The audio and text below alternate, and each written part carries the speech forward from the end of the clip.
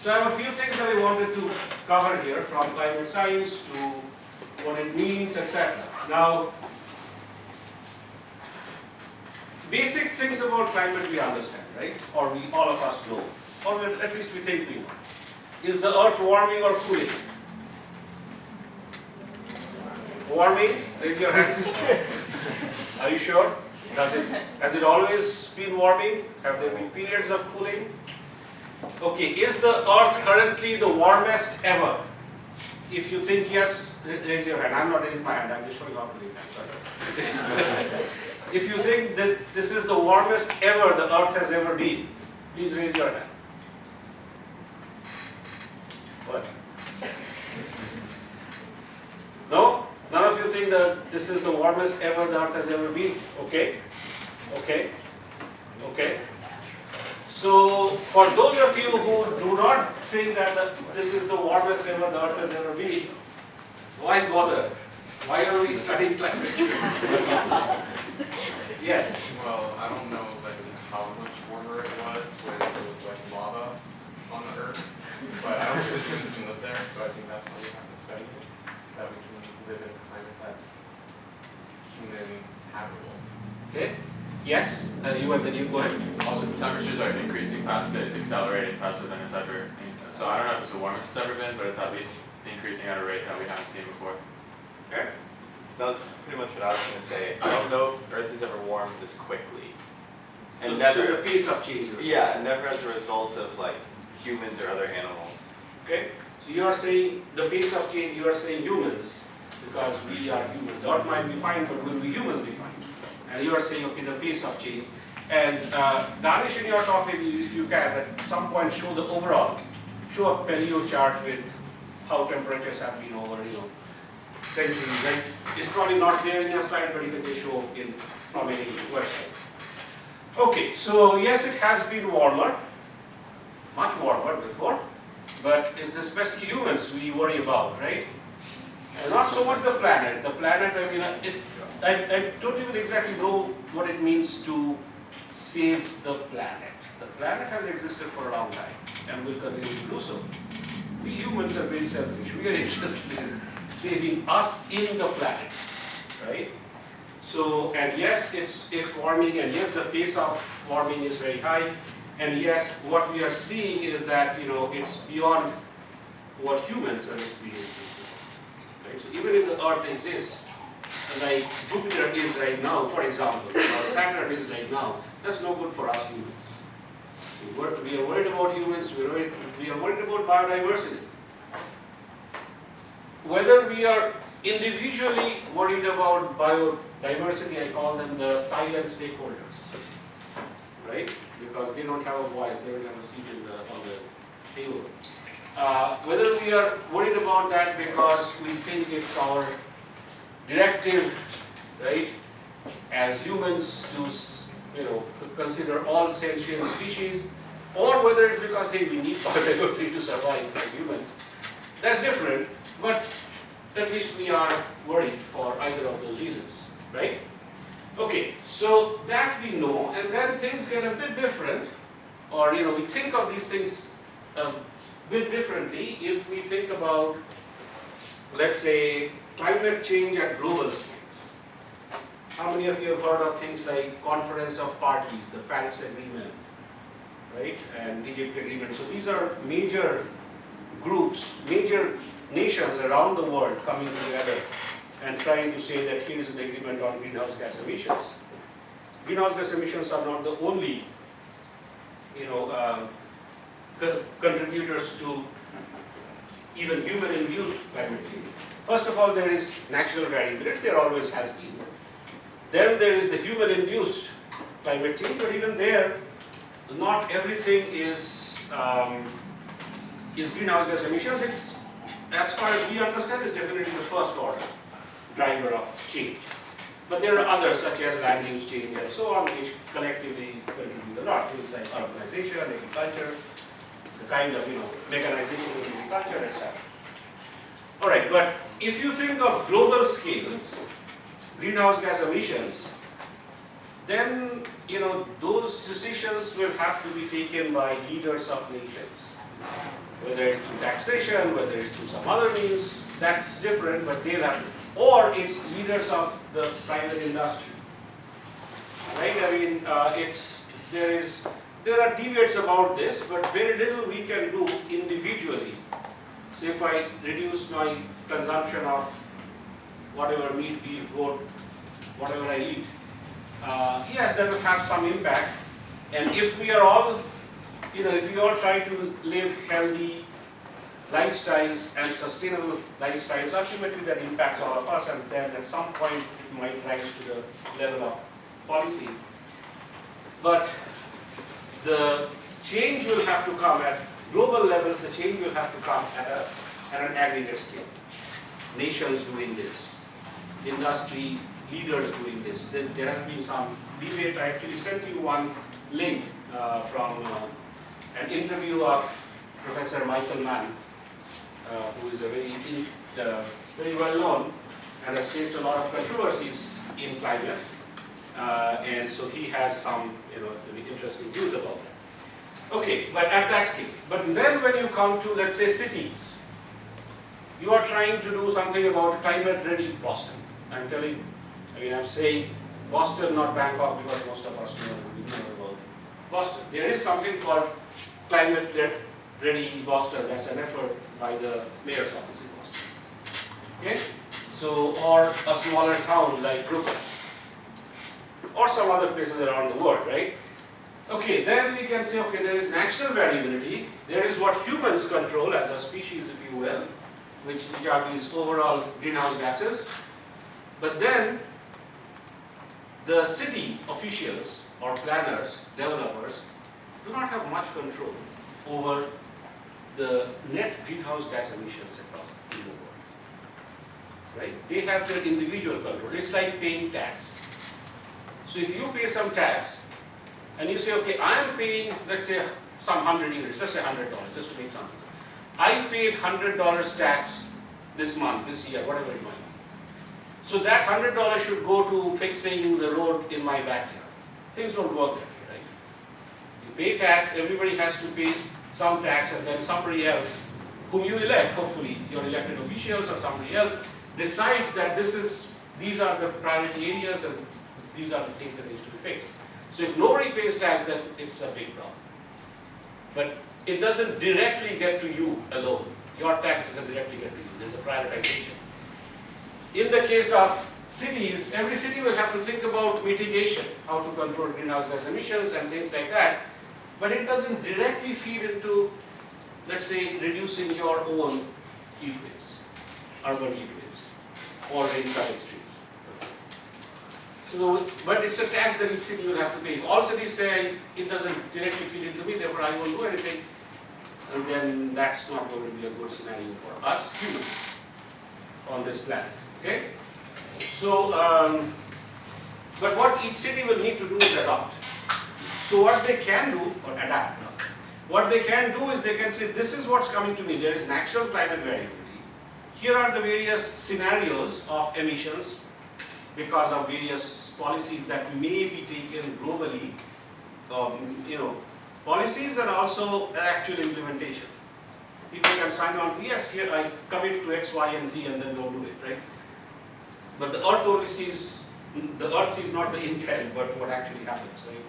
So based on those, the various scenarios you might expect, those are also beyond the control of this, the urban developers or planners or rural planners or regional planners, whatever it might be. So for them, that's also an input that's coming. But there are some controls that they have. Should I make my dam higher or lower? Should I have nature-inspired system? Should I plant some mangroves along my coastlines?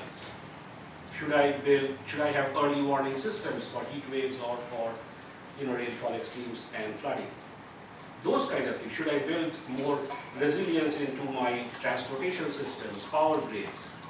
Right? Those kind of things, whether it's mitigation in a city context, more levees, more dams, to the extent they make sense, right? Or more cooling centers for heat waves, let's say, etc. Or whether it's more adaptation kind of things, such as, more sensors, more monitoring of vulnerable population, right? More ways for them to be able to access emergency healthcare, right? Those kind of things. Okay, so that is in the control of the city. So we have to understand that and then see how to make, how to think of a risk framework, climate risk framework, and how to be able to do something. Okay, so we'll talk about those kind of things in the first part. I'll come back to the first part. But this is climate change in emerging economy. So since all of us have heard about this first part, roughly speaking, at some level, I'll come back to that again.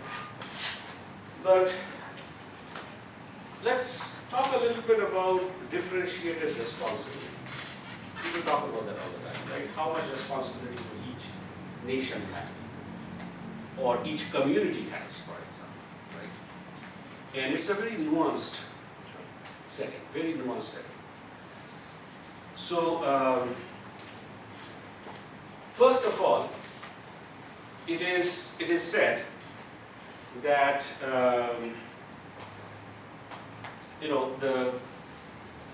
those nations that polluted the most.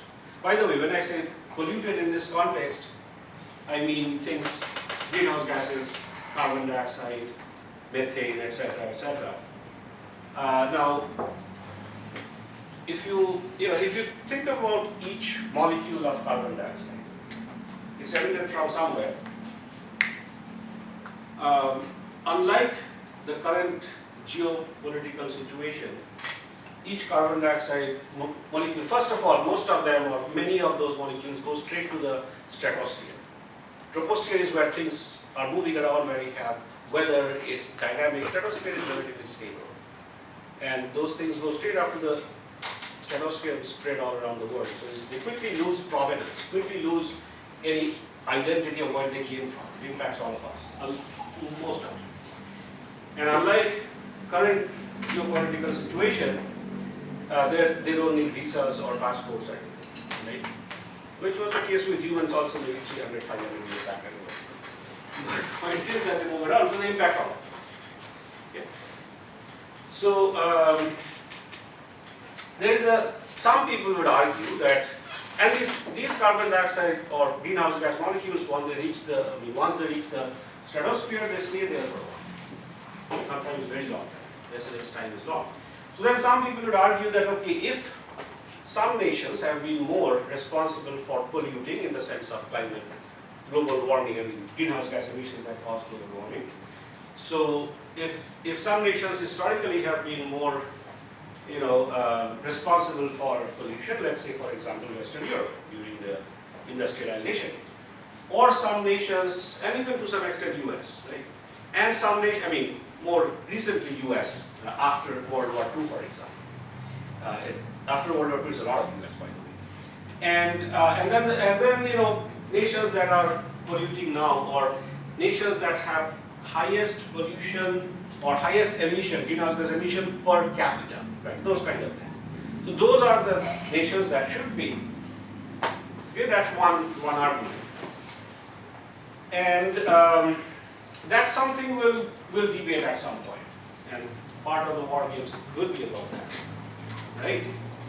The other side is that, okay, if you only take that argument, most of the rate of change is expected to happen in developing or emerging economies. For obvious reasons, right? They are the ones that are growing very fast. They cannot worry so much about, is it coal, is it solar? Hopefully they can worry a lot about that, but sometimes those priorities don't bound up to the top, which in many cases is unfortunate, but it happens sometimes. So then, we have to worry about that, because the past, we can talk about it, we can discuss what to do about it. Unless we have a time machine, we cannot change it. The future is something we have some control over.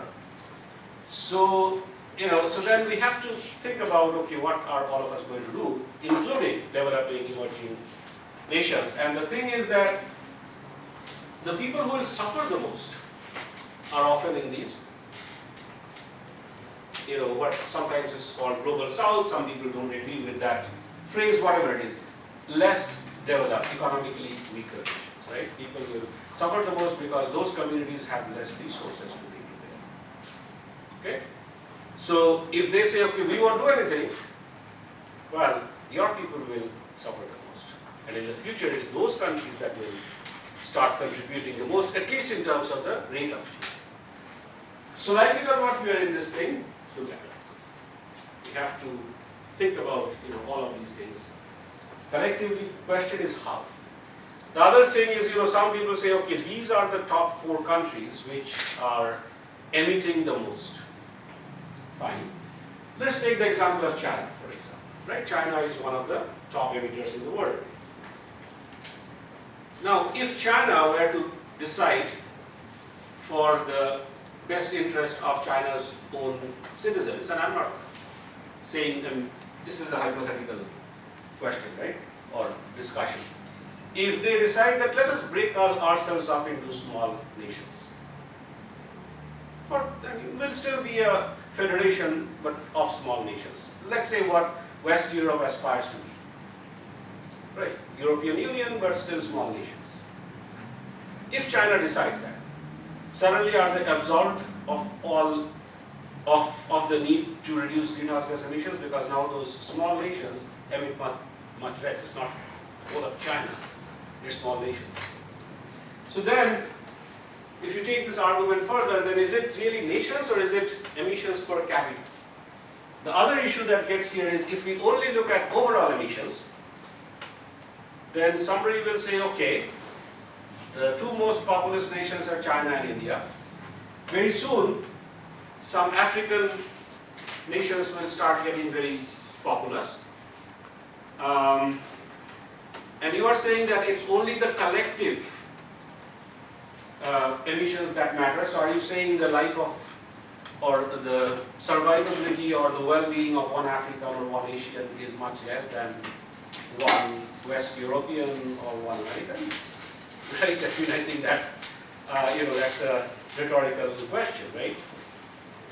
But then again, somebody else will say, wait a second, our country used to be like this before, not maybe Western Europe, but some other countries may argue, used to be like this, but we made some policy to keep our population under check, to do this, to that. And I'm not suggesting any of these as policy alternative right now, that is all. But let's say one country argues that we have done this, therefore we are here. So, but now you are saying that we still have to look at emissions per capita. So it's a nuanced discussion, it's not an easy discussion always. Okay, so that's something to understand. Just as the science of climate is not always very easy to understand, there are a lot of complexities. At the same time, there are trends. There are things that we can understand. Similarly, when you think about policy and economics, there is a lot of things we need to understand. But since this is climate change emerging economy, let's look at the Human Development Index.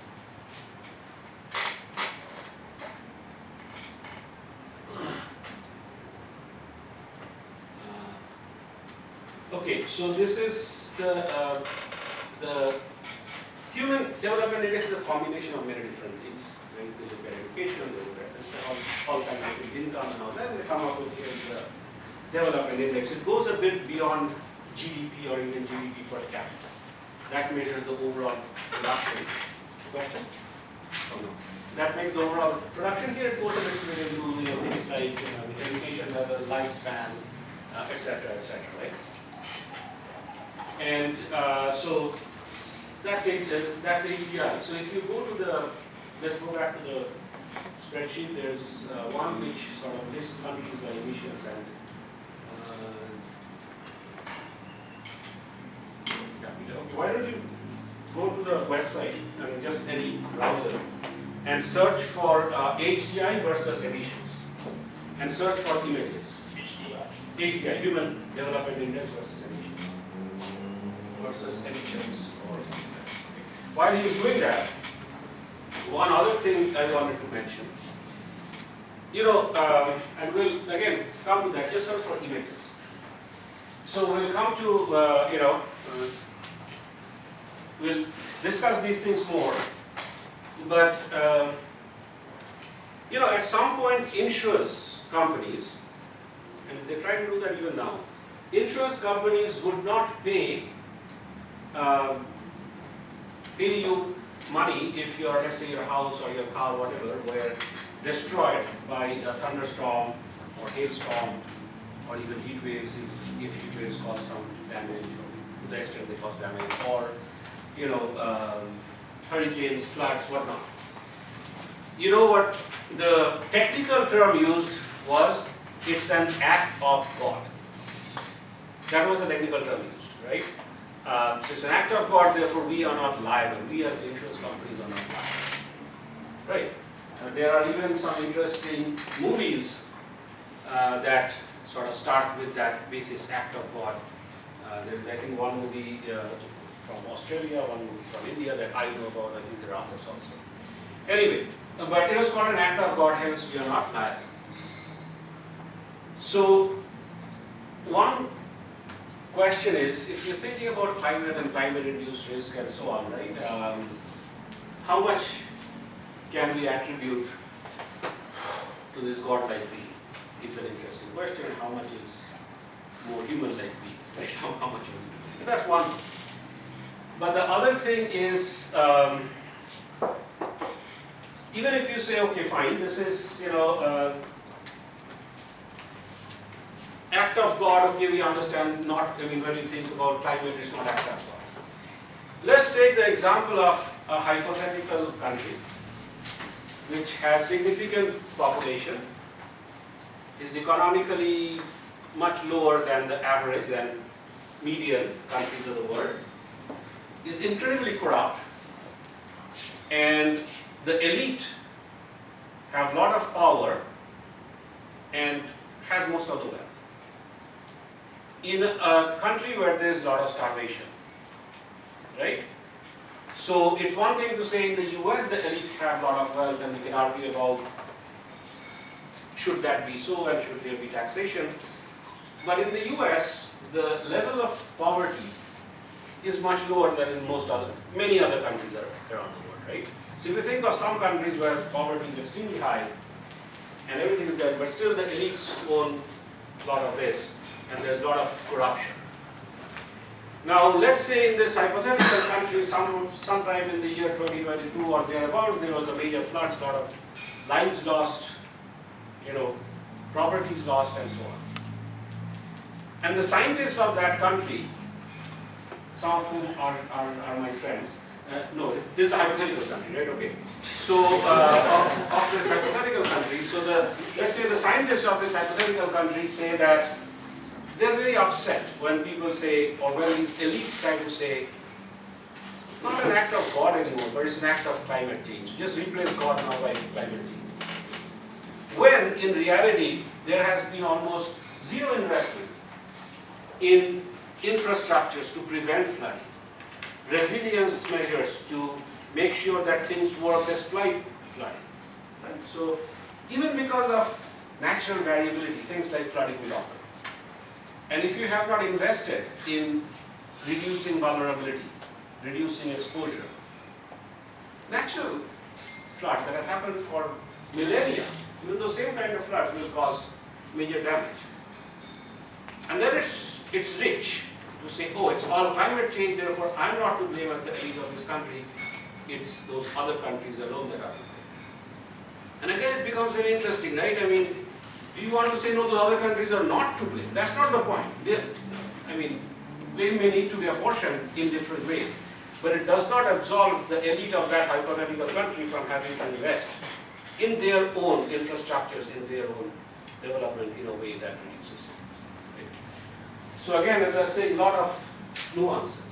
If you go to anyone, maybe, I don't know, yeah, go to that. So we'll give you maybe one, or you can search also on your own, but this is just to give you an idea. I mean, if you just search for HDI and human development India. Yeah.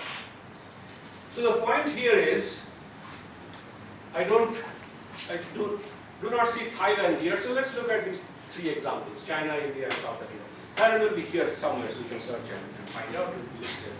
You know, and you can, both Thailand and Indonesia. Indonesia will probably be somewhere here, Thailand will be probably somewhere here on in that, but still in that red region over here, right? Which is average quality of life when you consider overall.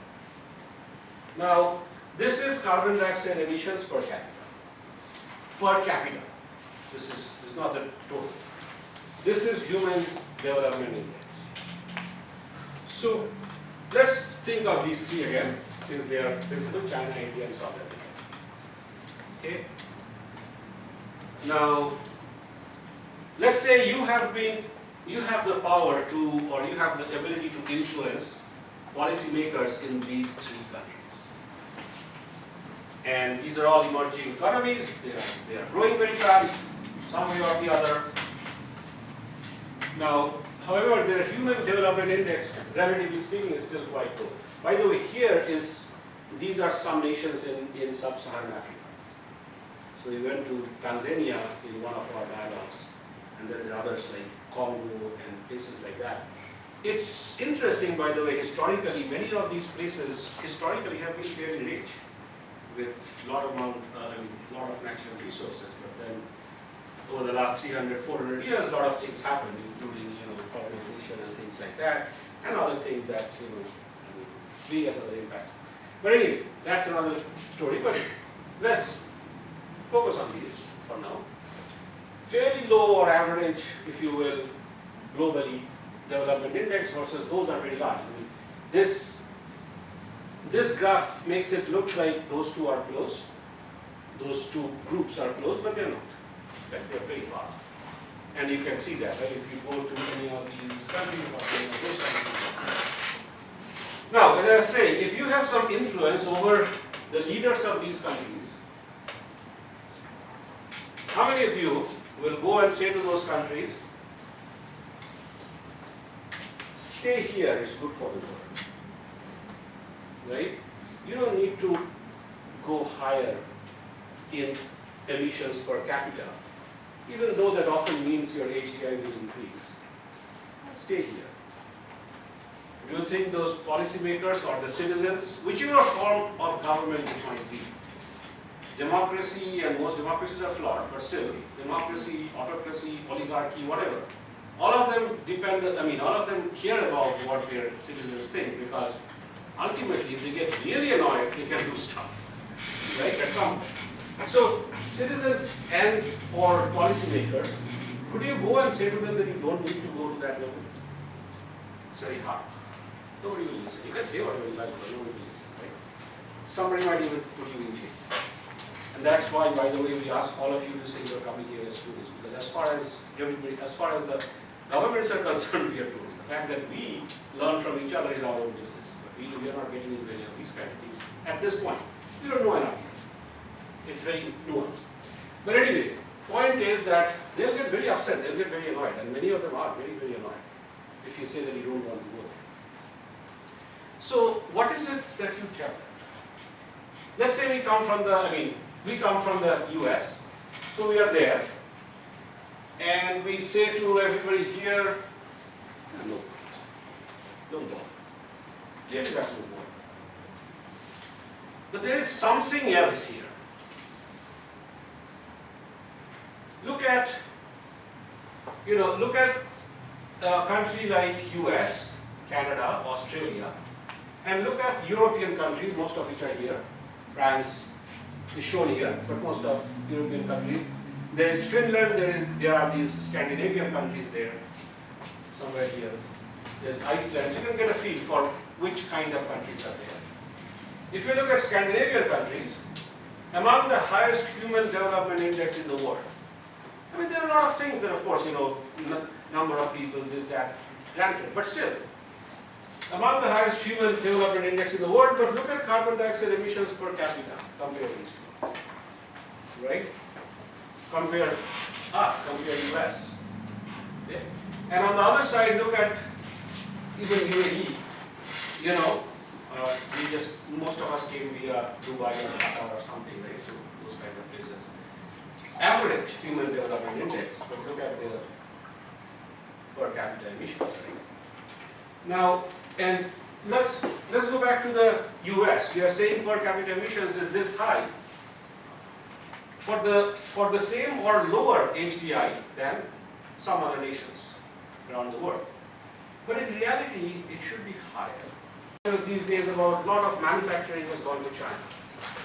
A lot of this XYZ has gone to this place. We are getting a lot of our clothes and this and that, all kinds of goods from various other countries around the world. What does that mean? A lot of those processes which generate carbon dioxide emissions or greenhouse gas emissions in general, which ultimately is used by us, a lot of those processes have been outsourced. And some of these other countries actually show much higher, consider China, much higher greenhouse gas emissions than they actually are, while some of these countries show lower than they actually are. So despite all of that, look where they are. Now one thing you could tell policymakers or have a friendly discussion with them, we know we are coming from the US, you are somewhere here. Do you have to take that path as you progress with your HDI, or could you take this path? You can go the same HDI, you can even go higher. If there is a choice, if you have that alternative, if it's feasible, would you want to take which path? Oh, by the way, there is another thing.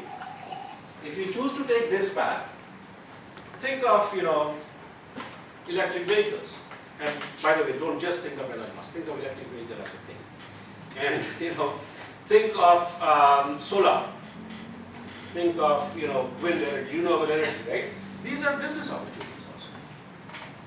So if you are way ahead of the world in solar, at some point the world will catch up and then you will be the leaders, right? And even countries like UAE and Kuwait are sort of realizing that. And they are investing in other kinds of alternative energy for that reason. So isn't that an interesting middle option? Okay. So something like that is what we are trying to think about. So again, it's a nuanced discussion. But that's what we try to understand when we are talking about climate change in emerging context. Now it's easy to show on a graph, but what does it really mean?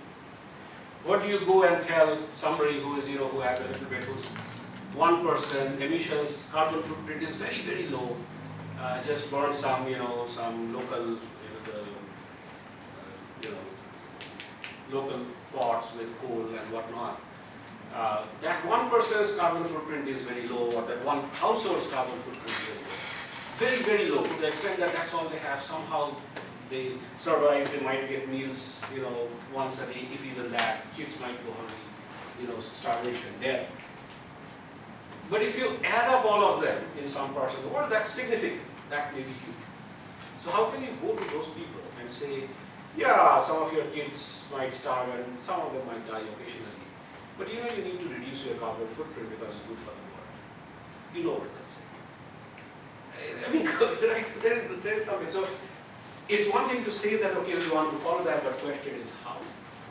And those are the kind of things we want to discuss with us. Okay. Any questions so far?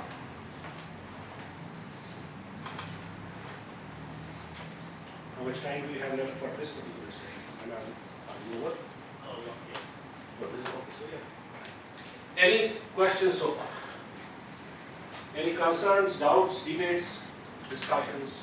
Some of your debates in the war games, by the way, will focus around this. So when Diane says this is a mitigation war games, what she means is discussion around carbon dioxide emissions. Mitigation can be in other forms also, like in urban case mitigations and so on. But what she means in this case is carbon dioxide emissions, so it's discussion across these different countries. This time we are visiting Thailand and Indonesia, so these two countries will definitely be there. We are talking about mitigation in these countries, but there are others who are various levels of stakeholders of these countries, right? So, or around these countries. So definitely some of the largest emitters today in the world, whether it's US, whether it's China, India, etc., European Union, they are stakeholders simply because any emissions related discussion will ultimately come back to them. And some of the richest nations which profited from prior emissions are also stakeholders for similar reasons. The United Nations is always a stakeholder. They try to broker, hopefully peace and so on. So then the thing is, so that's the discussion you'll have around those kind of things, right? how to do that, how to equitably look at emissions. And we'll hear from some others here and elsewhere about that. The adaptation war game, by the way, is a bit different. The adaptation war game focuses on one country, or it could be one region. It looks at climate policies of that one country. I was talking about, right, what should be the policy of that country be? And here we are discourses about climate change and emerging economies, we are in emerging economies. So we talk about that country, what policy? Now, even as we think of one country and its policies, different sectors have different needs, right? And perceived needs sometimes. So here is what, the water sector needs, agriculture, healthcare, etc. So within that country, given its GDP per capita, given its overall GDP, given the current spending patterns across different sectors, how should they allocate? What is the total amount of funding, for example, that each sector should get for climate resilience? What policies are needed across each sector for climate? Okay, those are the kind. Okay, let's see. What were the sectors again? Let's look at adaptation. So, what were give me the name of the first sector in adaptation. Yeah. Water. Water. Who was in water? Okay. Any questions or thoughts or comments about water as a sector? You may say we don't know enough about Thailand yet, we'll read up, that's fine. Just think even of the US. What do you think from water sector, what are the impacts of climate on water, water on climate, and what kind of policies would you love to have? Yes. Well, sea level rise is a big thing.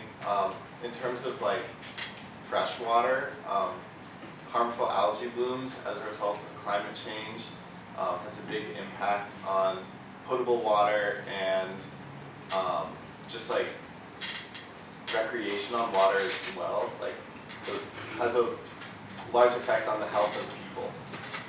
Okay. Who else was there? Water, yes.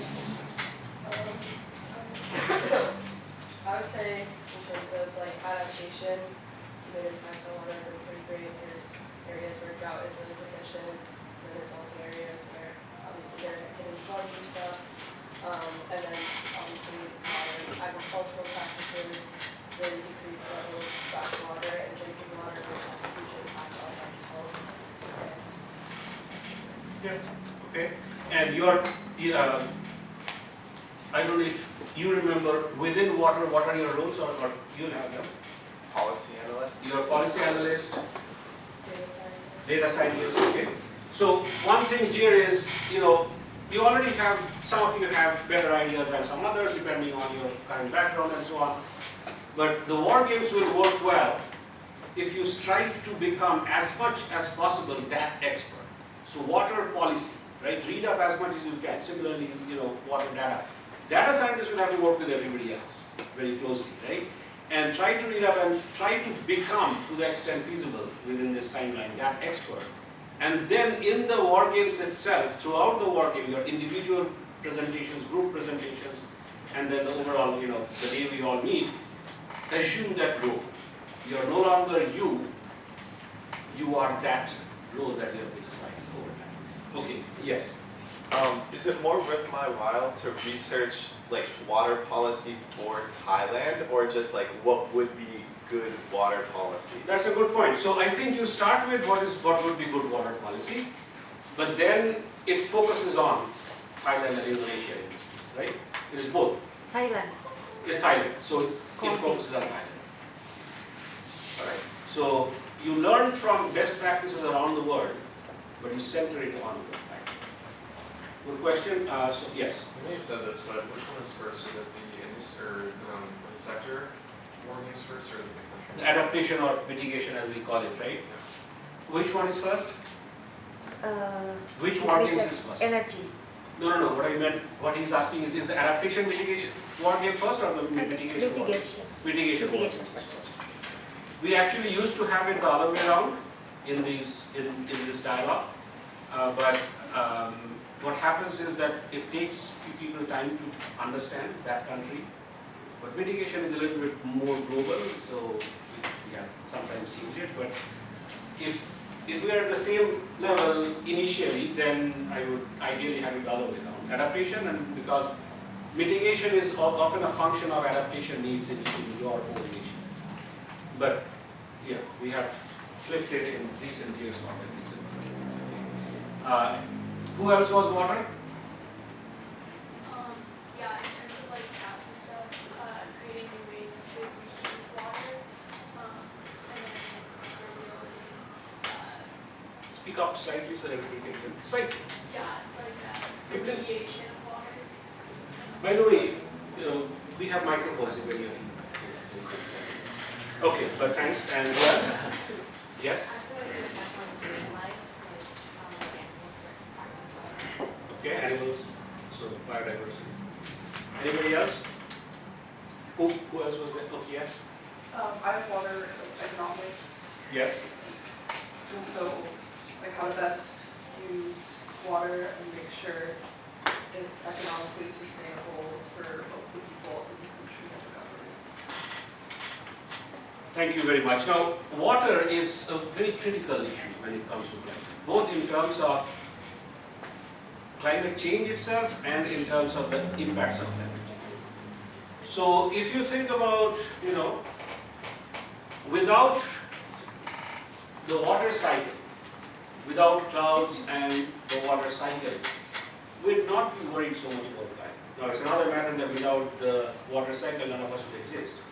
But if you just from the weather and climate side, if you just took out the weather cycle part of it, because while it's true that greenhouse gas emissions act sort of like a blanket, if you will. So the sun's, what is the ultimate driver of all our energy on planet Earth, at least, on all other planets as well, but let's focus on Earth, is the sun, right?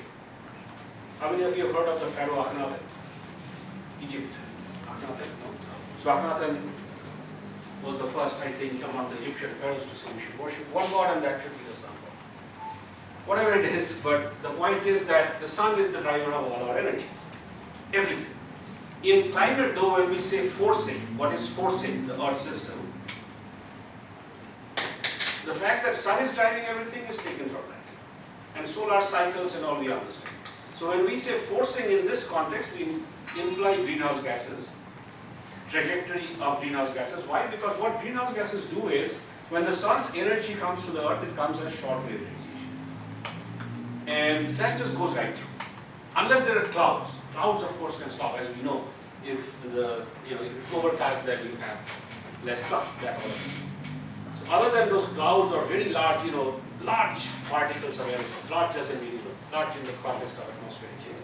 Of course, right, if you have a major volcano, there have been cases where, because of huge volcanoes, there was so much dust that the sun didn't rise for months or years sometimes. And historically, it happened. So that is different. But in general, as far as greenhouse gases are concerned, or any other gases are concerned, solar radiation as short-wave radiation goes right through.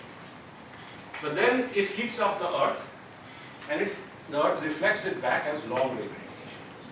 And that's what these greenhouse gases absorb, right? So because they absorb and they throw it back, some of it does. Some of it goes back as outgoing long-wave radiation, goes right back into space, but some of it is absorbed, and that's what makes the earth warmer than it usually would have been. And you will see some of those mathematical treatment when one of my former PhD students and currently a faculty, he's in one of the IITs now, he comes here and talk about this kind of mathematics. But anyway, so more of it gets absorbed and therefore it gets warmer. Okay? That part is understood, but just that warming wouldn't have caused us as much concern as we are concerned now if one other process were not to occur. What is that process? There is something called, some of you may have heard about Dalton's law of partial pressures. Don't worry if not, if yes, fine. But as a consequence of that, in atmospheric science, there is something that we call the Clausius-Clapeyron effect. Again, just names of two rules. Don't worry about that. Think about the process itself. The process is, if a block of atmosphere is warmer it allows more water to enter. Okay? Warmer atmosphere allows more water vapor if it is in that region to enter. And when conditions are right, that entire thing may fall as rain. When conditions are right, that may cause more droughts, etc. So that's on the implication side. But because you have more water vapor that enters, you know, we always talk about carbon dioxide as greenhouse gas. You know, some gas that's worse than carbon dioxide as greenhouse gas is water vapor. Why don't we? It's water vapor. Why don't we think water vapor so much? Because water is always there, it's not changing. But what happens is, there is the need for the atmosphere to grow warmer because of those greenhouse gases, and then more water vapor enters the atmosphere, which causes further greenhouse gases. So it's a sort of like, you know, positive feedback. Now that doesn't mean that the oceans will boil at some point, right? I mean, there are natural limits to all of these processes. But that's what causes even more warming. So, and that is why, and it causes significantly more warming than just the greenhouse gases, what we call greenhouse gases, would cause by themselves. So water cycle, in that sense, is a very big driver of climate change, per se, global warming, climate change, etc. The other thing is in an adaptation process. So you're talking about floods, droughts, economics, right? What it means for various sectors, whether it's transportation, whether it's something else. Some of you are talking about, you know, salt water, sea level rise, etc. Right? There is one person, I forget his name right now. I think he's the president of World Wildlife Fund or something. Scientist of Pakistani origin. He's actually based in Boston. But I just the name slips me right now. You can find out. He described this in an interesting way. He says, water is to adaptation what carbon is to mitigation. Water is to adaptation what carbon is to mitigation.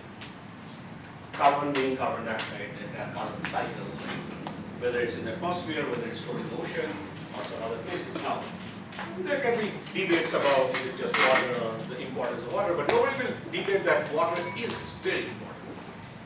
I talked about mitigation, and then on the adaptation side, why it's so important? Well, too much water, you have floods. This is fresh water I'm talking about. Floods, riverine floods, urban floods. Too less water, you have droughts. Right? Water, even same amount of water or slightly less water with more people who consume that water, you have reduction in water availability. If you have reduction in water availability, you know, trying to allocate that water across energy sectors, energy production, almost all kinds of energy production needs a lot of water. So whether it's energy production, whether it's food, of course agriculture, irrigation, all of that, and distribution of food, I mean, you know, food needs a lot of water. Or whether it's, you know, water for drinking, which also includes water quality. Right? So all of that is impacted by water, and then of course there is seawater, then there are ecosystems which depend on water.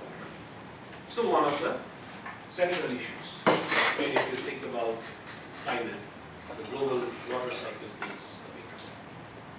Okay? And of course, all of these other sectors that you talked about, each of the sectors is important. But what was the other thing? There was a fossil fuel. Dear, can you read us the sectors for the adaptation warming? The second sector? Just the sectors, all of the sectors now. So we talked about one, we picked one example of water and talked about that. Just read out all the sectors. Water, energy, agriculture, healthcare, industry, fossil fuel lobby. Okay. So who belongs to the fossil fuel lobby? Okay.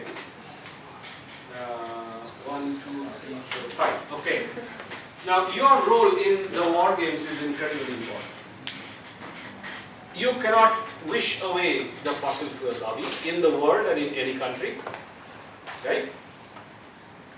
So you have to play your role At the same time, the idea here is that you have been chosen by your lobbyists, I mean your community of lobbyists, if you will, to represent them because maybe you are the ones who have some of the more forward-looking views about climate within that lobby.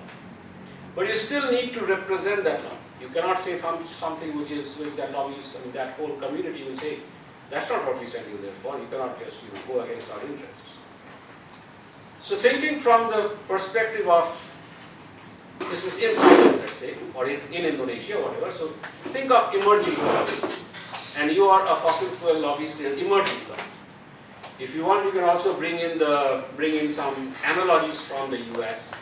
For this discussion right now, it's just the first class. We don't know that much yet about Thailand or Indonesia. So think about various regions and communities in the US. It's not the same, right? In terms of their developments, if you are to plot that HDI versus emissions and so on, they'll not be the same even in different regions of the US. And different, political interests in the US are not the same. So any thoughts from, if you are a fossil fuel lobbyist, what would you say? Because some of you raised your hand anyway. Yes.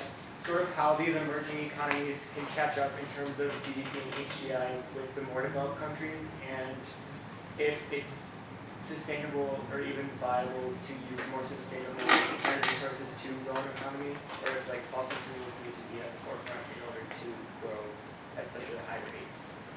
Okay, that's good. Anybody else? Any other opinions from the fossil fuel lobby group? Who all were there? Fossil fuel, okay, please. You want to say something?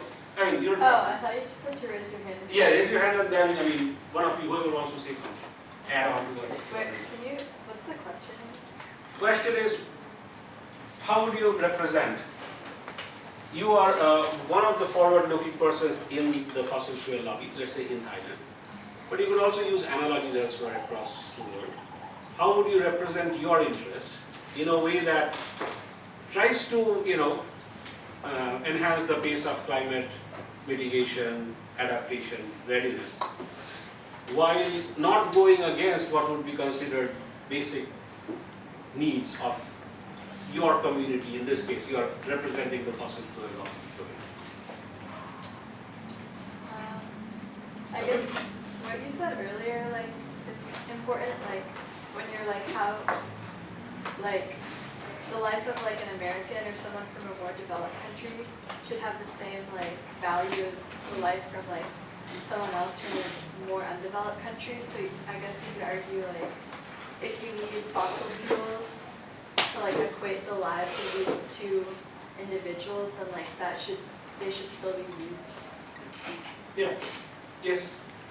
Just understanding that a lot of these economies are completely supported, currently supported by fossil fuels, so just completely eradicating them or removing them would leave them in a very disadvantaged place and a place that no one would want them to be in. So understanding that on one side, but on the other side that of course fossil fuels do contribute to global warming and climate change. So trying to find, transition technologies and look into what Parker was saying, looking into natural gases and other things that are a little bit more renewable that would still have the same effect on their economy. Yes, you can see that these are fairly nuanced kinds of discussions. So as you think about your roles, again, read up a little bit, try to become an expert in these areas. And also, in each nation, even in the US, right? As I was saying earlier, not all regions, not all communities are equal. Okay, so that's, one thing about these war games represent your, assume that role and inform yourself so that you can best assume that role in one way. And in a way where the debate is, friendly and follows that debate curve, like we have discussed before, right? That debate pyramid where you are at the highest level, you're talking about, refuting the center point, etc. Go ahead. As moderators, how should we start assuming our role? Is there a way for us to start preparing for this? Yeah, so what moderators will do is the following. So each of you, let's say somebody who said water policy, right, or water economics, whatever. So you will develop your own slides on water economics and presentations which you will submit.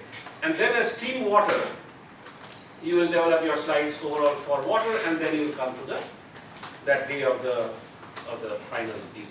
Moderators, what you do is you look at intersections. So there is water, food, and energy are related. Healthcare is related to food, for example, right? All these intersections, and all of these are related in some sense, but you could look at 2 or 3-way interactions. So you divide up, among the 3 moderators, let's say, how would you look at these various intersections? Which intersections you think are the most important? They could be 2-way, 3-way, etc., multiple ways, and then focus on those. That will be your individual presentation. It's at the intersection. The overall presentation again is, by moderator team. Here is what you think of intersections, interfaces across these sectors, or in the context of mitigation across these nations. So they are also thinking about intersections. So let's say India and China, just as examples. There will be some places where they are competing, democracy versus this versus that, and there's historical reasons, cultural things, all kinds of things. There will be some places where they will be complementing each other because they say, oh, we're all emerging economies, so we have to make our case against or for what? Intersection, right? Same with many other countries around the world. Think of those intersections, whether it's in the context of mitigation, adaptation. You assign yourselves which intersections you are looking at. That's your individual one. Overall team is overall intersection. And then once all the teams, once you go to that final day of the war games, you have to be a bit ready. You have to talk with all the other teams. You have to get their slides in advance. So they can continue to change incrementally, but you should get, good draft copy of their slides in advance. And then after everybody's done presenting their own things, you talk about the interfaces. Right? So that's your conclusion. Then once the entire, you run the show there in that discussion. So who is going to talk for how many minutes? We'll give you direction also based on our past experience, but you run the show at the end of it when you come to preparing the final write-up. These are things that people have agreed, these are things that people have chosen to disagree. You'll make a general push towards trying to ensure that there is unanimity in all agreements, but gentle, you will not force that. Because there could be valid reasons for agreements, disagreements, but you write that down. Why? What were the agreements? What were the disagreements? What are the reasons for that? That becomes a final. That is led by the moderator. Okay? Alright. Okay, so if that is there, then let's go to let's go to IPCC. So in the IPCC reports, the latest one, as you know, the first assessment report, and then second assessment report, SAR, third assessment report, and then they ran out. So they started calling it AR4, AR5, AR6, right? So now we are in AR6. Okay? So those are the regular reports. They don't always come in exact n number of years, but usually close to 6-7 years, roughly speaking, right? So those are the regular reports. And then there are various ad hoc reports that IPCC also publishes, such as IPCC SREX. Just as one example, Special Report on Extremes was published in 2012. Okay? And each of these reports, if you go to IPCC, let's say the 6th assessment report, they have the IPCC just so you know, and we have talked about this, I think, the role of the IPCC is not to do science. The role of the IPCC is to assess the state of the science, right, and write about what has happened. So if you think about the IPCC, they have self-organized themselves into 3 broad groups. The first is Working Group 1, which is what they call the physical science basis. Physical science basis in this context is defined a bit more broadly than physics. It's natural sciences, physics and biogeochemistry, biology and chemistry in general also, right? Atmospheric science, ozone, all kinds of things like that. So that's one. And then there is working groups of years. Then there is working group 2, which is impacts, adaptation, vulnerability. And finally, there is working group 3, which is mitigation. Okay? These are at global scales. Now, each of these, if you would, and then there is the synthesis report. Synthesis tries to combine all of these into a condensed summary. Now, each of these reports, if you go to working group 1, for example, each of these reports have a summary for policymakers. Right? And they say policymakers, but it's also true for interdisciplinary scientists, engineers, citizens, whoever it may be, right? Without going into a whole lot of depth, they try to summarize the basic ideas. If you go down, summary for policymakers, scroll down a little bit. So working group 1, summary for policymakers. See, you have summary for policymakers, and you also have the choice of languages, and you have the full report. So there is no way that this class, or even an on-campus class, or even a whole program on on-campus classes will be able to take you to the entire report, but read some of these, right?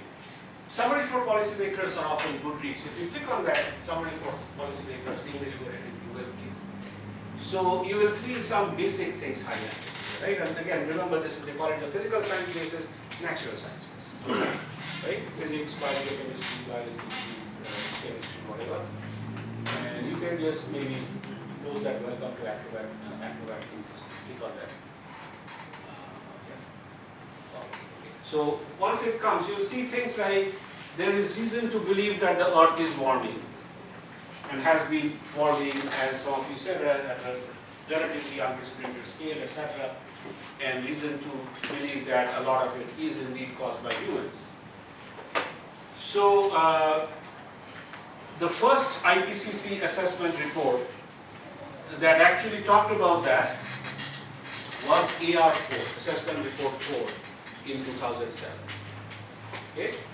And for doing that, for being the first to say that yes, it is warming, there is warming, and we have significant reason to believe that the most, one of the most likely causes of the additional warming is human effects.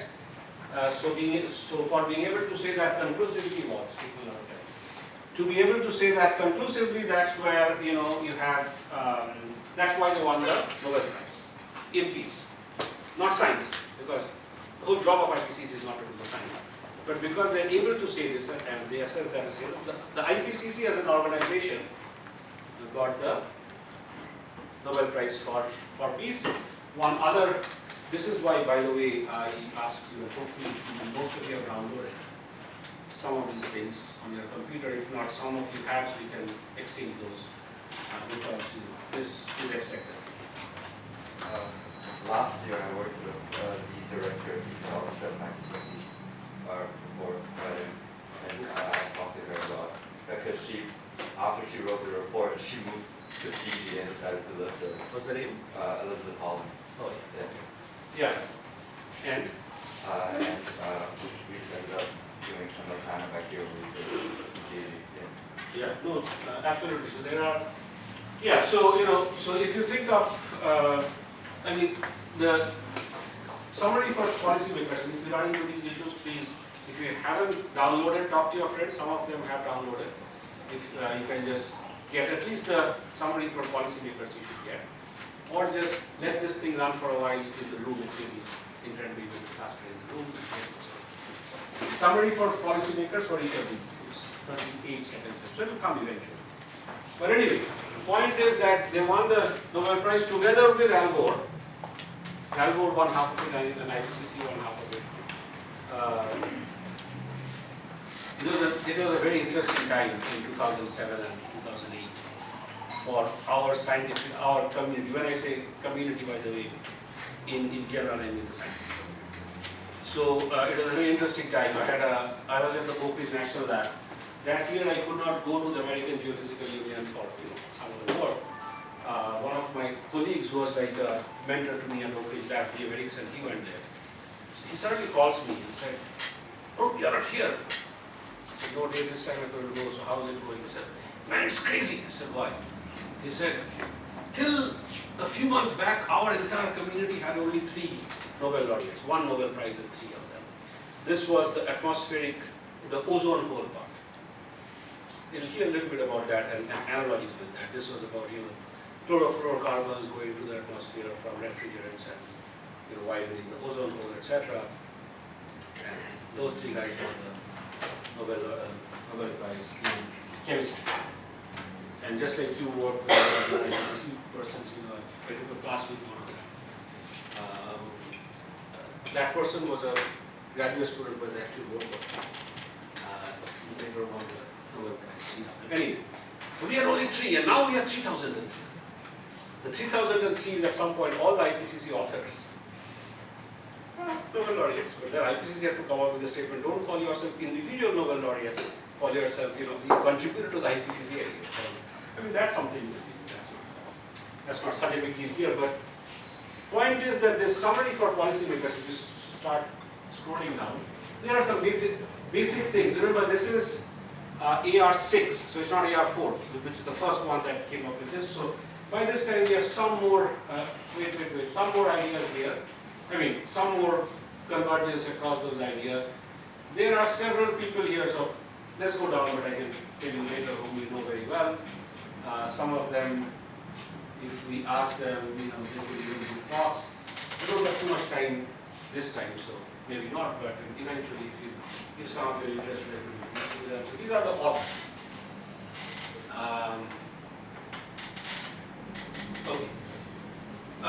And most of these, except with the exception of 1 or 2 international assessments, I am not authors of any of these.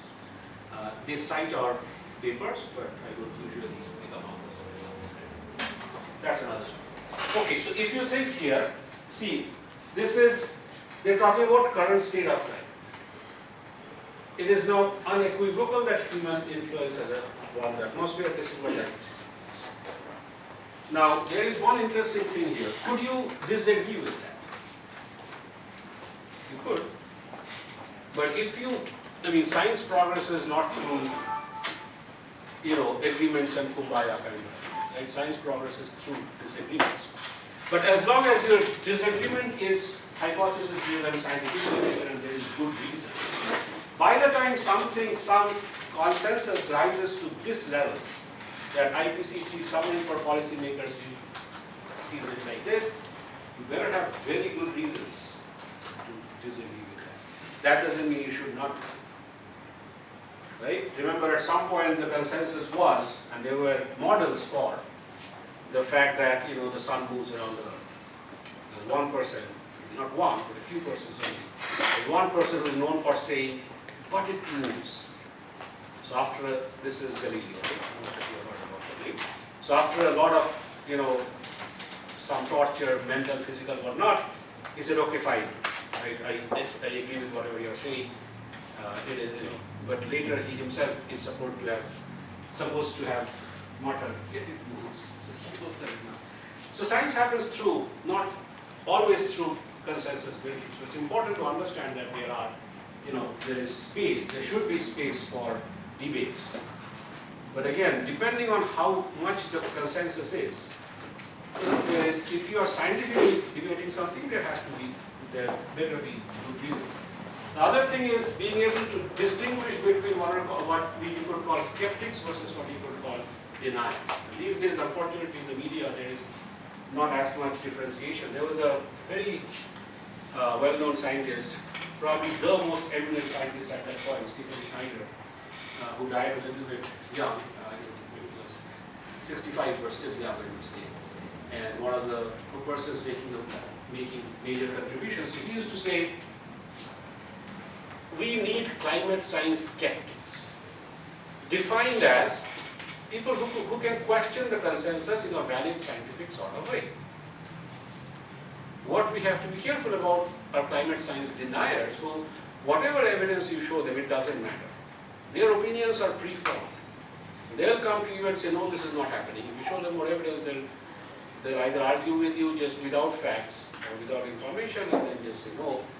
And then even if they have to accept, okay, maybe this is happening, but there is some other reason why you should still not act, etc. So there is difference, as he said, between those. And those things you need to understand. But by the time something, like I was saying, rises to this level, if you're actually trying to, say something against it, it's fine, but you better have the okay? Okay, so human influence has won the atmosphere, ocean, and land. Go down a little bit. Yeah. And then see there are various 1.1, so why is it happening, what is happening. So depending on your roles, go a little bit into these steps. Go down. I wanted to talk a little bit about the water sector. Okay. So globally average precipitation over land has likely increased since 19. Note the likely. They're not saying there is unequivocally we can say that precipitation has increased. So already they're introducing some language which has some amount of uncertainty. Precipitation is much harder, rainfall snow, much harder to project, understand. So already they are introducing some of these, right? And similarly retreat of glaciers. Versus here they are saying it's virtually certain that global upper ocean has warmed since 1970. You should, when you read this, be careful of this nuanced language. Each of this nuance typically means there is an assessment, a lot of papers that has been done, and a consensus. Some sort of consensus has been reached. And that consensus may be, yes, it is unequivocal, or it's likely, or it's virtually certain, or it may have all kinds of things. Go down. So I want to come to the some of you are saying this, human influence has warmed the climate at a rate that is unprecedented in at least the last 2,000 years. Anybody here, can you say how much, what is the age of, Homo sapiens as a species? Anybody? You can, when I ask these questions, you are welcome to look up on your cell phone or your computer or whatever. But any idea roughly? Huh?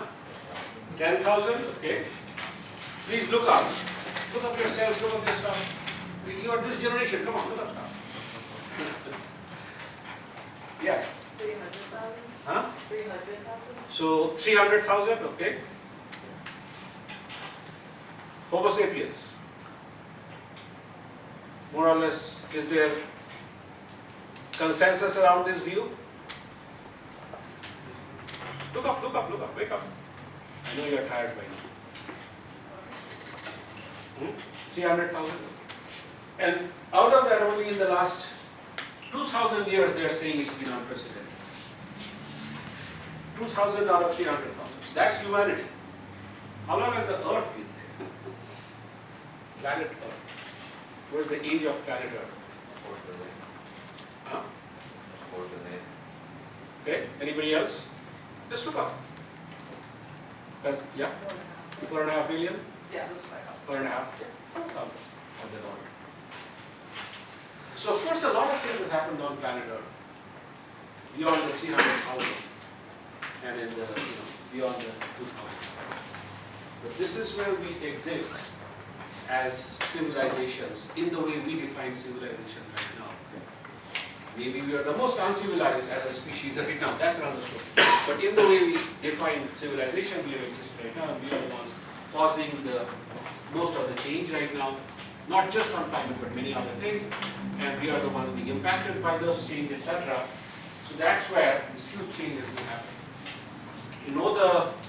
One of the persons who first showed this change from fossil fuel records and other records is one of the persons is this scientist called Michael Mann. M-A-N-N, Michael Mann, and he faced a lot of flack for that.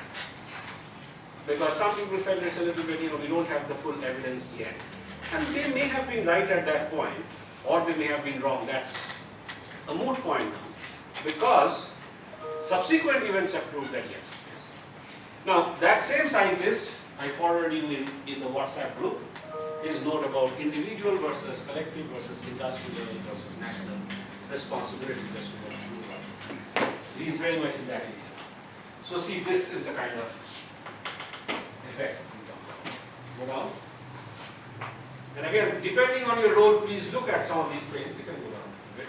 These are all the greenhouse gas contributors. Remember, contributions like methane is a much stronger greenhouse gas contributor compared to carbon dioxide, except we don't have that much methane in the atmosphere.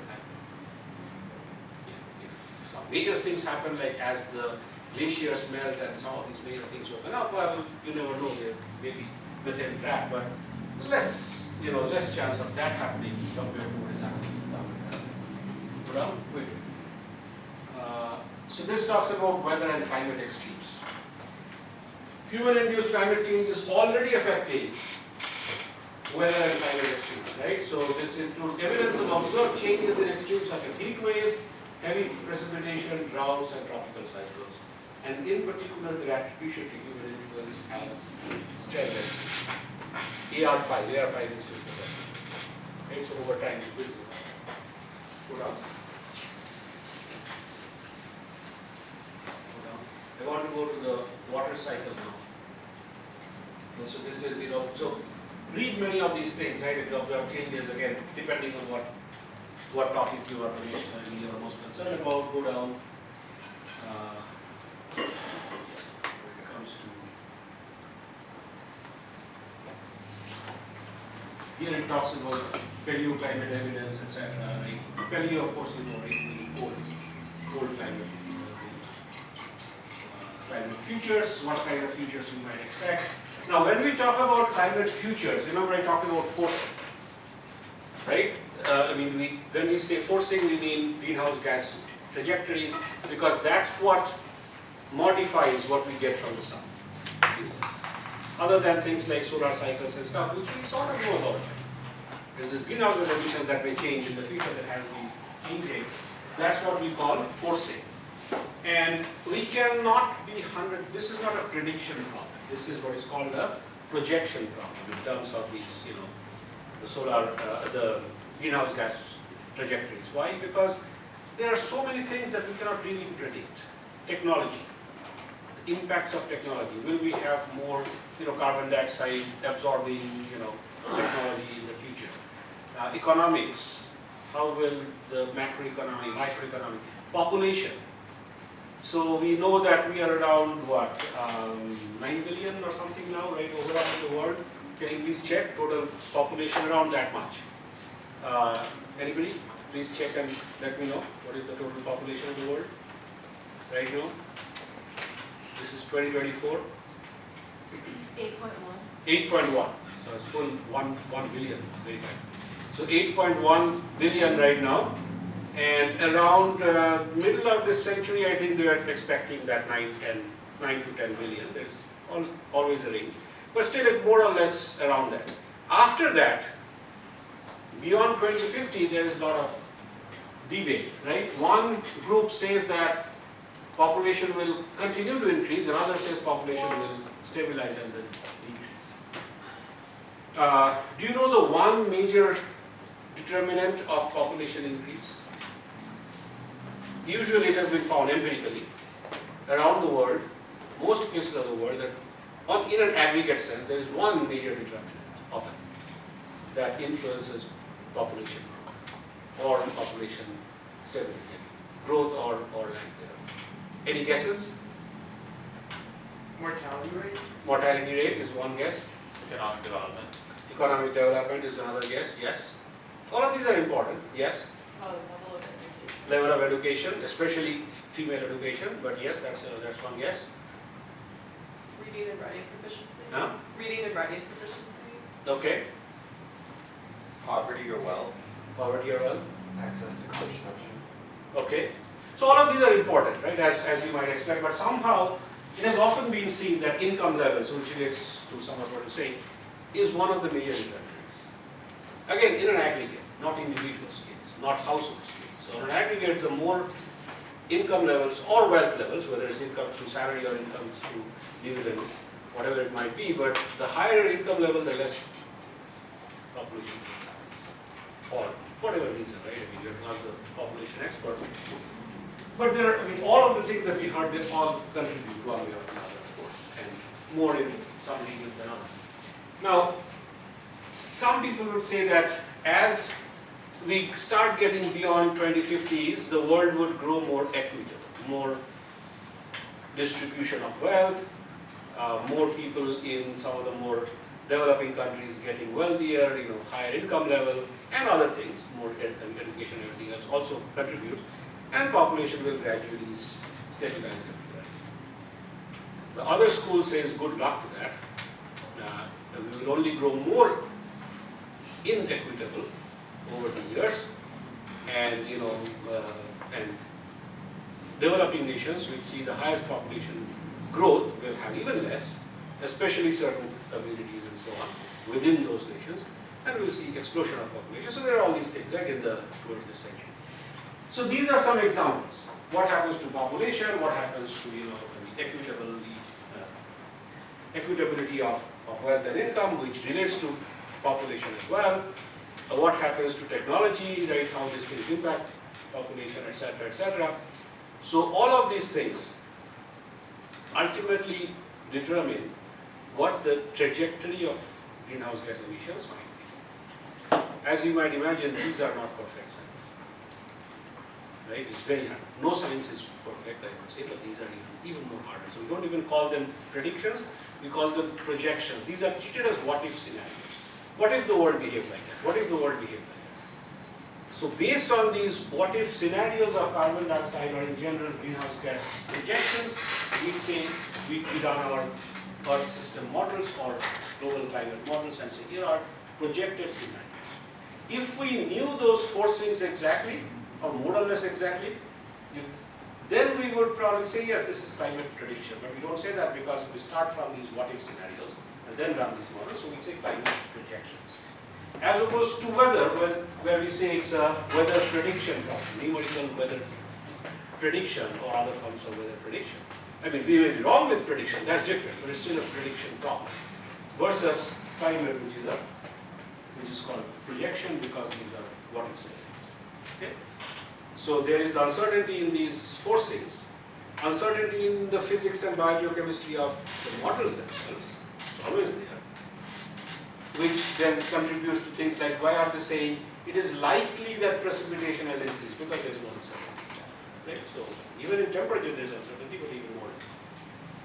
And then everything being constant, even if we knew exactly the trajectory of carbon dioxide or greenhouse gases now and in the future, even if we know exactly the models, the physics and biogeochemistry in the model, even if we know all of those exactly, there will still be a level of variability that is called internal variability in the system.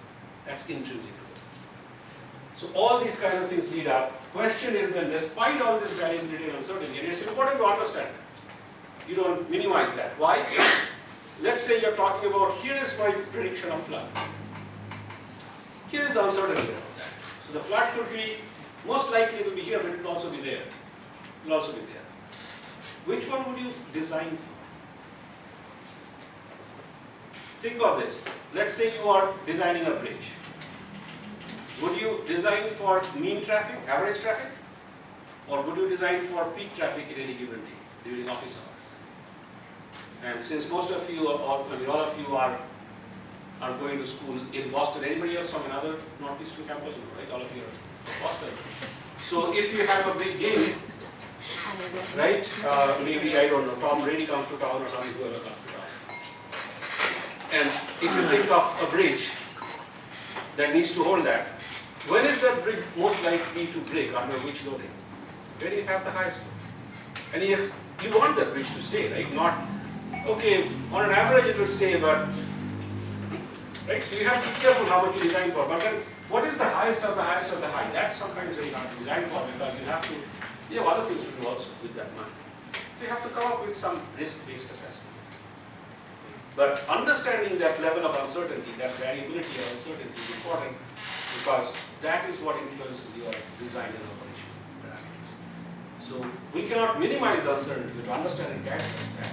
But while understanding and characterizing that, we also have to think about what is the trend, what is the signal, what things need to change. Is all that sort of kind of making sense? I know you're a bit tired, a bit jet lagged. Hopefully it's making sense. Go a little bit down.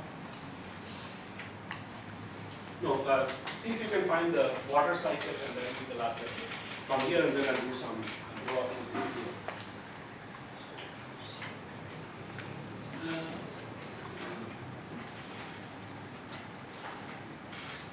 Yeah, I think this one is on. Wait, what? Yes. Temperature extremes, so people. So if you look at, I mean, you'll find it, you don't have to look right now, but it's there. If you look at water, precipitation, one thing they say, and I'll just, end with that for now, we could just go on with this one report. One thing they say is, that has been shown, is on an average, with every degree of increase in temperature, global warming, you get 7% intensification roughly of precipitation extremes, roughly. But this is a global average. In some parts of the world, and in some seasons, some regions, certain decades, that intensification can be much more. In some other cases, it can be much less. Average is this. Let me also talk about one other thing. We talk about warming, right? If you think about how much warming has already happened and how much warming is projected, even if, let's say, we think of major, runaway warming is, let's say, 20 degrees. I'm just making up this now. It's 10 degrees less or more, right, than what we know. Even if you think of those. Well, in Boston especially, in the temperate zones that we live in, right, you can get 10 degree, 20 degree changes in temperature within 1 PM. Right? You're all used to that. In fact, in New England, they say, if you don't like the weather, just wait for a while, right? So why are we worried about this few degrees change, few degrees warming of the planet? Yeah. Well, it could have a couple of adverse events of like severe weather, so like less frequent storms, but they're more severe. So rising sea levels, and just in general, if everywhere is getting warmer, the biodiversity that is like used to living in that area might not be able to adapt to the warmer temperatures, which could cause extinctions or migration of species to other areas where they're not necessarily supposed to live either. So, right, so if I tell you, for example, that, I don't know, whatever, SAT scores, just, I don't know if they're good indicators or bad, I have no opinion. I have an opinion, but I'm not stating an opinion right now. But let's say if we accept that SAT scores are good indicators of something. So we say that on an average, the entering class of Northeastern SAT scores have increased from X to Y, right? Significantly. Now, each individual, each of you might say, well, that day I was just not feeling my best self. Or that day I did very well. It can happen. I got the best I have ever gotten in my practice test. Or I got the worst. It can happen, right? So, for an individual, that may not mean so much. But when you say that on an average, this has risen so much, it might mean something. Okay? Now, coming to a more climate kind of context, how many of you have heard of El Nino, the child? So it's a phenomena, it's a natural climate phenomena that may get impacted by climate change and may impact climate change, but by itself is a natural phenomenon. It has been happening much before even humans came on this planet, and definitely before humans started impacting it. So, and this phenomena impacts weather extremes, precipitation extremes, other kinds of extremes, hydrologic weather extremes across the world. Now, if you think in simple terms, it's a complex phenomena, but if you think in relatively simple terms, what is this phenomenon? Peruvian fishermen, at least in the modern world, Peruvian fishermen were the first to find this relation. They went out to fish, and other people saw that droughts are coming in the Sahel region of Africa. That's, if you think North Africa, and if you think Sub-Saharan Africa, in between that region. Right? So there's this seesaw effect. Versus, if it's the other way around, 0.8 degrees centigrade to 1 degree centigrade, this is just a range roughly. Cooler than usual, then it would mean exactly the opposite. Droughts in Peru and floods in Sahel. And now we know that it's not just Sahel and Peru, it impacts, weather across the globe. Places as far away as Canada, in terms of, So El Nino, this warming versus cooling, we now know majority of it happens within a particular location on the globe, right, in the eastern Pacific.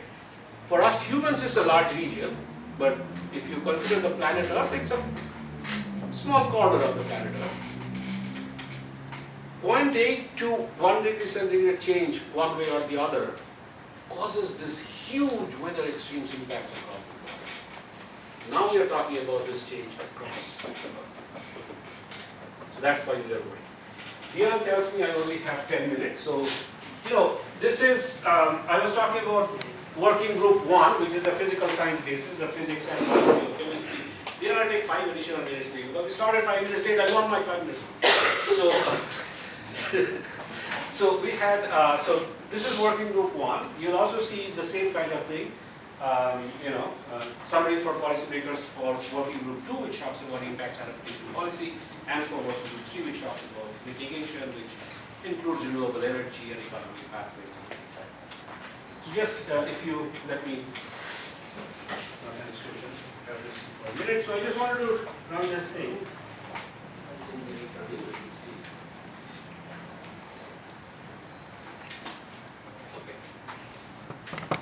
So, one thing I was saying, right, in terms of, if you are thinking globally and thinking about extremes and how to manage those extremes and relation of climate change to hazard, right? So, you have, let's say, anthropogenic climate change or anthropogenic global warming, as it's sometimes called, okay? And you have natural climate. Natural climate, right? The combination of this is the overall change that you expect. Okay? Now, this, not so much this, but ultimately, especially this one, right? Maybe I should go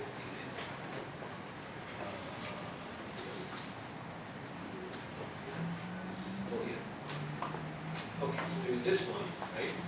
So this is caused by, let's say, greenhouse gases and some land use change, right? This is the, now overall the combination of these may lead to extremes, climate and weather extremes. Weather extremes, by the way, have been consistently, if you look at things like the weather, the World Economic Forum and so on, they have said weather extremes is one of the most urgent risks facing humanity. So this is weather extremes, but this is not yet disaster risk. If you think about disaster risk, this weather extremes, this is likelihood of some extreme happening, whether it's heat waves, whether it's rainfall extremes, whether it's drought, whatever. That has to interact with a few other things: vulnerability and exposure. And these figures, better figures are available. So vulnerability of infrastructures and societies. Let's say this weather extreme, how many of you remember or have heard about, most of you will remember, but I've heard about Hurricane Katrina. Most of you have heard about it. So Hurricane Katrina was, I believe, I may be wrong exactly, it's been a while, but I believe it was category 5 over the ocean, but by the time it hit, it was category 3, something like that. Whatever, it was a solid hurricane, but it was, it's difficult to sometimes attribute that one hurricane was that caused by global warming, to what extent by natural variability, etc. But we know that hurricanes like this may happen more in the future. More intense hurricanes might happen more in the future. Now that hurricane is the extreme. Now Katrina, if it hadn't happened over New Orleans or some city, some crowded place, it wouldn't have a more interestingly, not importantly necessarily, but more interestingly, if that levee did not break, there was a levee that broke. And civil engineers, the American Society of Civil Engineers, of which I am a proud member, said that, had been saying that for a long time, this might break, but it's very hard to make a case. If it's a, gray event or extreme event, here. Then if that event happened, so there were already infrastructural vulnerabilities over there. Not just that, there were societal vulnerabilities. People who were the least well off and represented the most underserved communities were obviously living either below sea level or very close to sea level. So there was societal and infrastructural vulnerability, a lot of inequality. And there was exposure, a lot of these people were exposed, a lot of this property were exposed to these kinds of events if they happen. But again, nobody cared, it's a really good thing. But that's that entire thing if you think of risk. Right? So you calculate that risk and then you say, okay, now what do I do to be able to reduce that risk? Right? So one is, let's say we call it risk assessment, probabilistic risk assessment, and then emergency management. Emergency management. And the other thing is, related to this is adaptation, which is over longer term, how would you deal with this? You have to think about early warning systems, building better early warning systems. You think about reducing infrastructural vulnerability, whether it's protective infrastructure like levees, whether it's lifeline infrastructure networks like transportation, communication, power lines, etc., whether it's access to emergency healthcare and all of that. And then overall, all of these then ultimately, so these are things that happen here. But ultimately, you also have to think about mitigation, which is, okay, how about reducing greenhouse gas emissions and, land use, etc. Greenhouse gas emissions being the first order effect, so that we have less of these, we do not let these things rise to the level where it's very hard to read, even harder to read. Okay? So this is the overall picture. You have the extremes, which is caused by both natural and global warming. Extremes, if you think about the risk, it's the likelihood of the extremes itself, its vulnerabilities could be societal, infrastructural, and its exposure.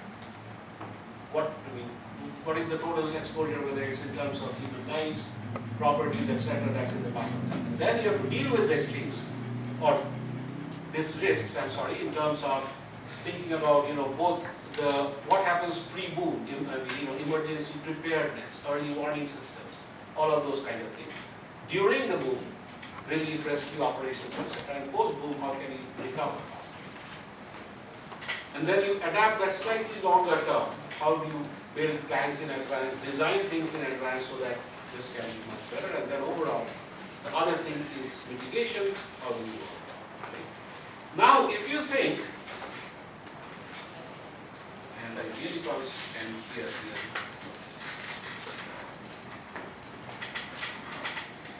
Now if you think, what happens if you are looking at a city, just one city. So here, instead of only anthropogenic global warming, you also, I do have anthropogenic global warming, but you have the global warming itself, right, which is, sorry.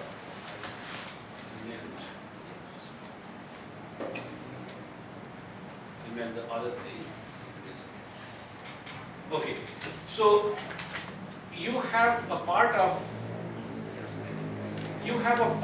this, I'm just arbitrarily drawing this, over which, if it's urban, that was what I was talking about is the entire, we as humanity. Now if it's an urban plan or a regional plan, think city of Boston or town of Brookline or the state of Massachusetts or New England, whatever is your region, or the Northeast Corridor, Northeast Megalopolis as it's sometimes called, which is also called the Boston-Washington-Boston-Wash Corridor, which would be, I think, the third largest country by GDP, if it were its own country, after the rest of the US and China. So it's that big, right? However, so whether it's a city, region, village, whatever it is, so you have no control again over the NCC part of it, natural climate change. you have less control over that part of anthropogenic global warming which is inherited by you from, what the world leaders and world industries. But within this place, there is some control you may have. You may plant more trees. You may build up your drainage systems better. So there was this article in New York Times which said something like, this was after these last storms, that anytime New York City sees more rain than 1.75 inches or something, the urban drainage infrastructures break down, etc. I mean, that's a media article, so you have to be a bit careful, but still, some threshold. Beyond that threshold, the urban drainage systems get overwhelmed. Right, so you can improve those things. So you have some control in terms of it. And then over here, you have a lot of control over the vulnerabilities at urban scale. Think levy. Urban planning, in terms of exposure, you have some control. Risk assessment, you have some control. Adaptation, you have a lot of control when it comes to it. Mitigation, it's like paying a tax. You don't really fully control anthropogenic global warming. Natural climate variability, we as humanity do not control anyway.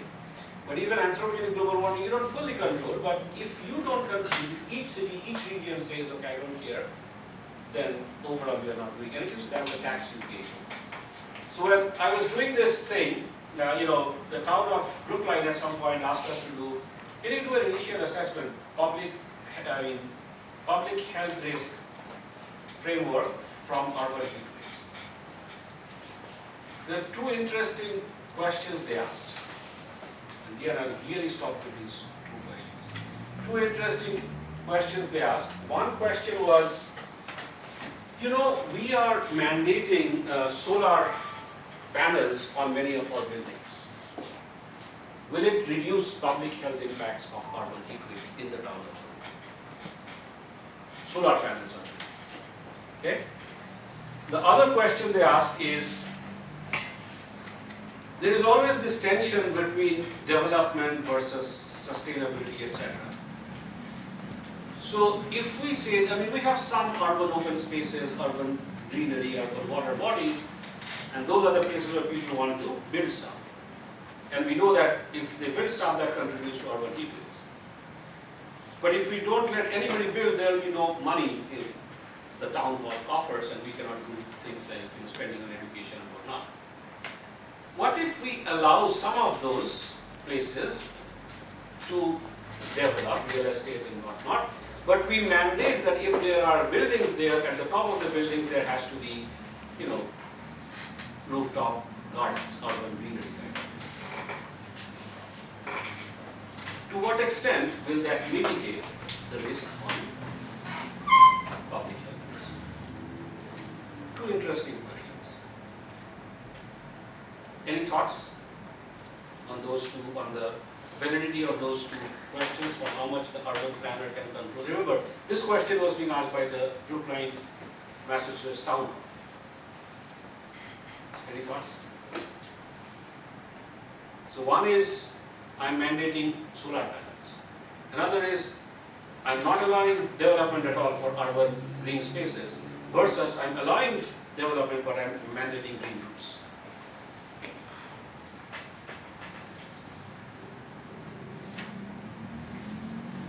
Sort of interested in how they would measure the effects of that and how it would be beneficial. Absolutely. Let's say they are able to do that, just hypothetically. But just these two questions, no, that's a good point. That's what we started to look at, and I'll talk at some point, maybe, what exactly we did and so on. But any thoughts on just these two questions that are very abstract level, how it relates to urban planning and public health impacts of urban heat waves in the town of Brookline, Massachusetts?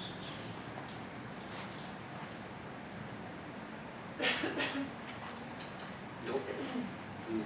Yeah. One thought is that I'm not sure how much shade can be very important in urban heat waves, and I'm not sure how much having trees at the top of buildings would really contribute to the oxygen cycle and other things by still having those trees, Yeah. but also So that also would it have a really, shade effect? absolutely. So does it really help to have green roofs? And that also relates to this question about how do we measure that. And those are all good points. But does it even get to the heart of public health impacts in the town. Just even at a more abstract level. So if you mandate solar panels, what are you saying? Right? So you are talking about renewable energy, use more renewable energy. That talks about climate mitigation or adaptation? Mitigation. You are saying that I want to control the greenhouse gas emissions, which is excellent, which every city should do. But if you are saying that has a relatively linear effect, or even if linear versus non-linear apart, if it has a direct effect on urban heat waves in Brookline itself, that's not the best way to think. There may be some local effects, sure, but that will have more of a, that is like paying a tax either regionally, globally, etc. Would it improve air quality at all? Because like I know East Boston, because they're right next to the airport, they have like such much higher levels of like asthma in like little children, in like preschoolers and stuff like that. So, but then wouldn't there have to be like coal plants in Brookline to that are currently there that they're transitioning for that result to be seen? I'm not sure. Yeah, so I think, that's exactly the kind of things actually that article I forwarded in another context discussed that. So he said, reducing consumption of meat or reducing, this thing, individuals moving from SUV to this is not the point, that's a distraction. Because what needs to reduce for overall climate change is this. So then the reporter said that, but are you saying that individuals should not lead sustainable or lives that are a little bit more sustainable? I said, no, absolutely they should. Right? Is just, and that has other benefits, health benefits, this benefits, and absolutely you should. But the thing is that should not be confused with those kind of the major global actions that matter. So at that scale I'm saying, and yes, I mean pollution and other things extremely important.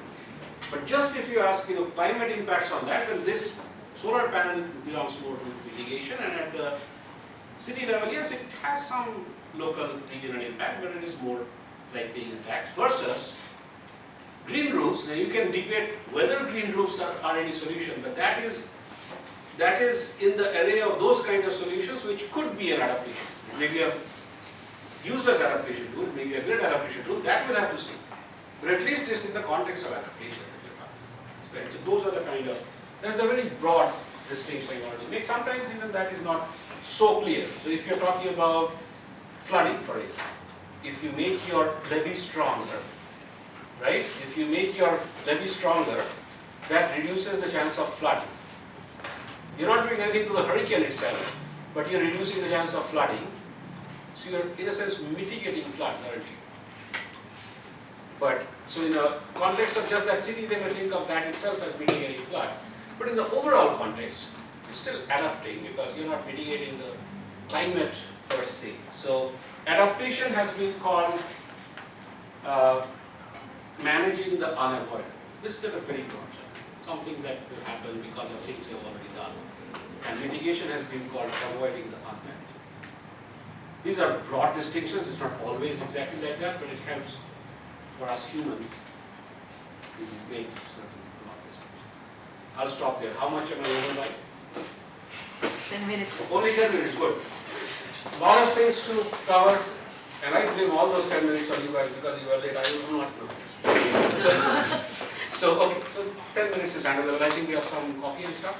Yes. Yeah. Please get some rest, Yes. wake up, and we can go out to take a little bit of time to get to the